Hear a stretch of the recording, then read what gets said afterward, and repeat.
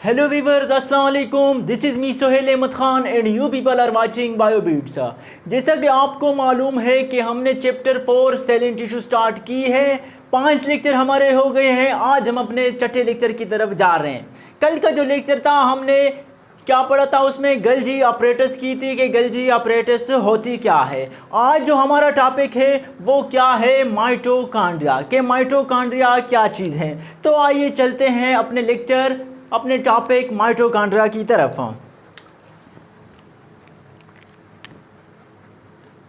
Singular mitochondria, singular जो इनका है उन्हें कहते हैं माइटोकॉन्ड्रियन।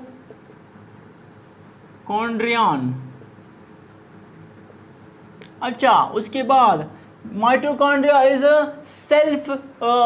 Eukaryotic organelle. क्या है हमारे पास? Eukaryotic organelle.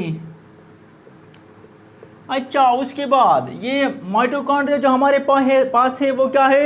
Double membrane bounded organelle है। सो हम लिखेंगे कि it is a double membrane bounded organelle.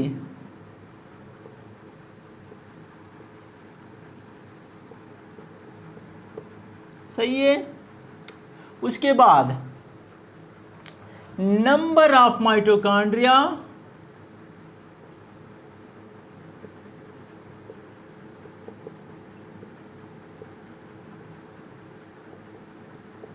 is based upon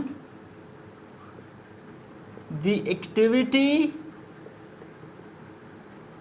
of cell। मैं पहले कंप्लीट करूं फिर मैं आप लोग को समझाता हूं। फिर आते हैं active cell having more number of mitochondria. फिर आते हैं less active cell. Less active cell में हमारे पास having less number of mitochondria. अच्छा, ये तो हो गई। उसके बाद कहते हैं कि it is a self replicating organelle. Self replicating organelle मतलब क्या होता है कि they means divide themselves by the process of fission।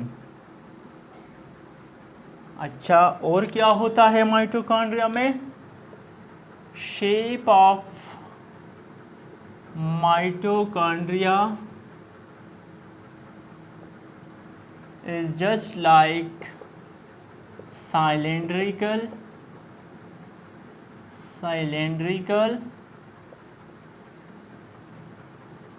और रॉड लाइक। अच्छा बेटा, अब चलते हैं, देखते हैं कि माइटोकॉन्ड्रिया क्या चीज़ है। पहले जो माइटोकॉन्ड्रिया है इनके जो सिंगुलर है उनको कहते हैं माइटोकॉन्ड्रियन। उसके बाद mitochondria is a eukaryotic organelle. ये क्या है? यूकेरियोटिक सेल में होती है तो इन्हें यूकेरियोटिक ऑर्गेनेली कहेंगे।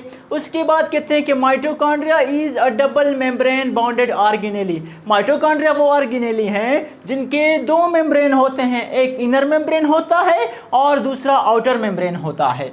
उसके बाद कहते हैं कि number of mitochondria is based upon the activity of cell. यानी जो नंबर होते हैं, जो माइटोकॉन्ड्रिया की तादाद होती है सेल में, वो किस चीज़ पर बेस्ड करती है? Activity of the cell. यानी कितना जो सेल हैं वो कितने एक्टिव हैं या कितने लेस एक्टिव हैं। तो फिर आगे कहते हैं कि active cell having more number of mitochondria. जितने सेल ज़्यादा एक्टिव होंगे उतने ही क्या माइटोकॉन्ड्रिया की तादाद ज़्यादा होगी, और जो लेस एक्टिव सेल में लेस नंबर ऑफ माइटोकॉन्ड्रिया। जो सेल लेस एक्टिव होगी यानी ज़्यादा एक्टिव नहीं होगी, उनमें माइटोकॉन्ड्रिया की तादाद भी क्या होगी, कम होगी। उसके बाद कहते हैं कि it is a self replicating organelle. Mitochondria जो है हमारे पास ये सेल्फ रेप्लिकेटिंग ऑर्गेनेली है। अब सेल्फ रेप्लिकेटिंग ऑर्गेनेली होती क्या है कि इट मीन्स रेप्लिकेटिंग का क्या मतलब है, it means divide themselves by a process of fission। यानी ये जो माइटोकॉन्ड्रिया है ये सेल्फ रेप्लिकेटिंग ऑर्गेनेली है और इनकी खुद ब खुद डिवीजन होती है by the process of fission. उसके बाद लास्ट जो हमारे पास है कहते हैं कि शेप किस तरह है माइटोकॉन्ड्रिया का, तो शेप ऑफ माइटोकॉन्ड्रिया में भी सिलेंड्रिकल और रॉड लाइक यानी जो माइटोकॉन्ड्रिया की शेप है या तो वो रॉड लाइक हो सकती है या जो दूसरी है सिलेंड्रिकल उनकी हो सकती हैं। अब चलते हैं कि स्ट्रक्चर क्या है, तो कि माइटोकॉन्ड्रिया का स्ट्रक्चर कैसे हैं।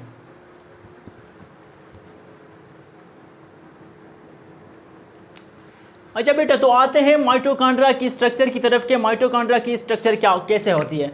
माइटोकॉन्ड्रिया का स्ट्रक्चर कुछ यूँ होता है, देखो ये जो पहले मेम्ब्रेन है इन्हें कहते हैं आउटर मेम्ब्रेन। इसके बाद ये जो इनफोल्डिंग टाइप आपको नज़र आ रहा है इसको कहते हैं इनर मेम्ब्रेन।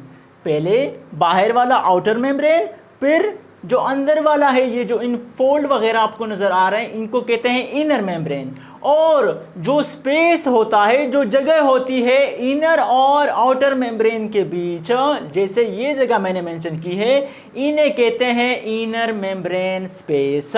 उसके बाद ये जो फोल्ड आपको ये जो नज़र आ रहे हैं इनको कहते हैं क्रिस्टी, और जो अंदर वाला एरिया होता है इनको कहते हैं मैट्रिक्स, जिस तरह मैंने यहाँ पे मेंशन किया, या माइटोकॉन्ड्रियल मैट्रिक्स या मैट्रिक्स सिंपल आप कह सकते हैं। अच्छा, ये जो आप लोग को ग्रीन नज़र आ रहे हैं, ये ग्रीन डॉट जो आप लोग को नज़र आ रहे हैं, ये हमारे पास क्या होती है माइटोकॉन्ड्रिया के अंदर, राइबोसोम्स होती है। और राइबोसोम्स का फंक्शन क्या होता है कि वो प्रोटीन सिंथेसिस करें। उसके बाद ये जो पार्टिकल हैं, ये जो ब्लू पार्टिकल आप लोग को दिख रहे हैं, इन्हें कहते हैं एटीपी सिंथेस कहते हैं, F1 पार्टिकल भी कहते हैं, F0 पार्टिकल भी कहते हैं। और ये जो रेड आपको नज़र आ रहे हैं ये हमारे पास सर्कुलर डीएनए होती है। और ये जगह जो होती हैं इनको कहते हैं, ये एक स्पेशल टाइप ऑफ प्रोटीन है और इनको नाम देते हैं पुरीन्स का। इसका रोल भी आगे देखते हैं। तो उम्मीद है ये स्ट्रक्चर आप लोग को समझ थोड़ी बहुत आई होगी और आप लोग आराम के साथ देख ले, इंशाल्लाह समझ आ जाएगी। अच्छा, अब आते हैं इन्वलप की तरफ के इन्वलप क्या होती है। जैसे माइटोकॉन्ड्रिया को अभी थोड़ी देर पहले हमने कहा कि it is a double membrane bounded organelle, so double membrane of mitochondria is known as envelope. यानी जो इन्वलप है, जो डबल मेम्ब्रेन ऑफ माइटोकॉन्ड्रिया है उन्हें कहते हैं इन्वलप। अच्छा, तो अब आउटर मेम्ब्रेन क्या है और इनर मेम्ब्रेन क्या है, हमें तो ये मालूम हो गया कि जो माइटोकॉन्ड्रिया है ये डबल मेम्ब्रेन है, यानी इनमें आउटर मेम्ब्रेन भी होती है और साथ साथ में इनर मेम्ब्रेन भी होती है। तो आइए अब चलते हैं ये देखने के लिए कि आउटर मेम्ब्रेन कैसे होती है और इनर मेम्ब्रेन कैसे होती है। कहते हैं कि it is smooth in nature. Outer membrane जो हमारे पास होती है वो नेचर में क्या होती है, स्मूथ होती है। It has large number of pores, outer membrane में लार्ज नंबर ऑफ पोर्स भी होते हैं। It has special proteins which are embedded into membrane called porins. ये देखें, ये कहते हैं कि इनके पास क्या होती है, स्पेशल प्रोटीन रखते हैं ये, और उन स्पेशल प्रोटीन एम्बेडेड होते हैं इनटू द मेम्ब्रेन, यानी मेम्ब्रेन में क्या होते हैं, धंसे हुए होते हैं, और उन प्रोटीन को नाम दिया है पुरीन्स का। अच्छा, पुरीन्स का फंक्शन क्या है, कहते हैं कि porins it involves in transportation of molecule.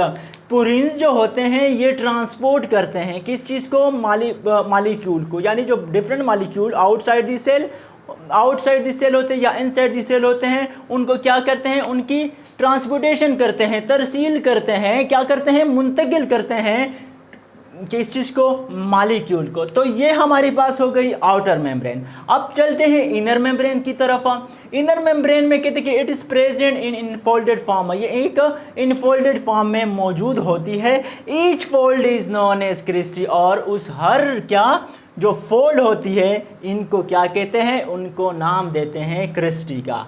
फिर कहते हैं कि क्रिस्टी का फंक्शन क्या होता है, रोल क्या होता है, it increase the surface area of mitochondria. ये जो क्रिस्टी होती है ये क्या करती है, माइटोकॉन्ड्रिया की सरफेस एरिया को इंक्रीज करती है, ज़्यादा करती है। अच्छा, फिर कहते हैं cristae is furnished with granular structure called F1 particle या ATP साइंथिस। ये जो क्रिस्टी है ये फर्निश्ड होती है किसके साथ, ATP साइंथिस के साथ या F1 पार्टिकल के साथ, या इसको F0 पार्टिकल भी कहते हैं। अच्छा, ये तो हो गई। अब लास्ट में कहते हैं कि inner membrane is the site of electron transport chain. मैंने ETC लिखा है, आप लोग ये ना समझे कि ये वगैरह वगैरह है, मैंने शॉर्ट फॉर्म लिखी है इलेक्ट्रॉन ट्रांसपोर्ट चेन की। तो ये कहते हैं कि जो इलेक्ट्रॉन ट्रांसपोर्ट चेन होती है वो इनर मेम्ब्रेन के अंदर होती है। सही है, यहाँ तक समझ आ गई इनर मेम्ब्रेन स्ट्रक्चर और आउटर मेम्ब्रेन की। अब चलते हैं मेन फंक्शन की तरफ, मेन रोल की तरफ कि माइटोकॉन्ड्रिया का रोल क्या है। तो आइए चलते हैं अपने रोल की तरफ। इसको मैं साफ कर देता हूँ।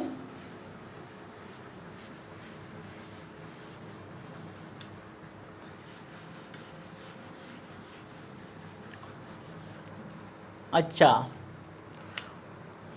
रोल ऑफ माइटोकॉन्ड्रिया, सही है।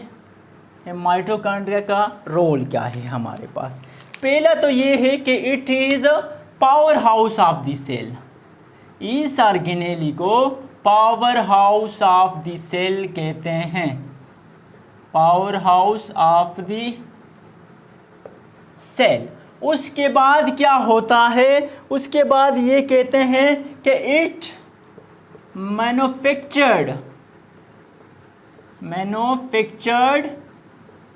And supply energy to the cell. क्या करते हैं, पहले ये कहते हैं कि जो माइटोकॉन्ड्रिया है ये हमारे पास power house of the cell है। उसके बाद ये कहते हैं कि it manufactured and supply energy to the cell, यानी माइटोकॉन्ड्रिया एनर्जी को मैन्युफैक्चर्ड यानी तैयार भी करती है और फिर इसके बाद सप्लाई भी करती है। कहाँ पर सप्लाई करती है, सेल में सप्लाई करती है। अच्छा, ये तो हो गई दूसरी पॉइंट। तीसरा क्या होता है, तीसरे में कहते हैं कि it is the site of cellular respiration. क्या हुआ, कहते हैं कि it is the site of cellular respiration. Mitochondria जो है, जो क्या है, एक साइट है, किस चीज़ की, सेलुलर रिस्पायरेशन की। सेलुलर रिस्पायरेशन का मतलब ये कि ये जो क्रेब्स साइकिल है, ये जो इलेक्ट्रॉन ट्रांसपोर्ट चेन है, ये कहाँ पर होती है, माइटोकॉन्ड्रिया में ये प्रोसेस होती है। अच्छा, फिर कहते हैं कि ईट, यानी ईट मतलब माइटोकॉन्ड्रिया, ईट एक्सट्रैक्ट एनर्जी नहीं, ATP फ्रॉम शुगर, शुगर है, उसके बाद और क्या चीज़ है, शुगर है, fats and other organic compounds,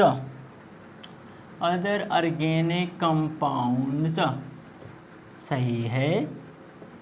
ये कहते हैं कि जो माइटोकॉन्ड्रिया है ये एनर्जी कहाँ से एक्सट्रैक्ट करती हैं, कहाँ से निकालती हैं, शुगर से निकालती है, फैट से और जो दूसरे ऑर्गेनिक कंपाउंड्स होते हैं। अच्छा, ये तो हो गई टॉपिक ख़त्म, लेकिन यहाँ पर दो MCQs हैं। क्या है, MCQs नंबर 1 जो है मैं यहाँ पे लिख देता हूँ।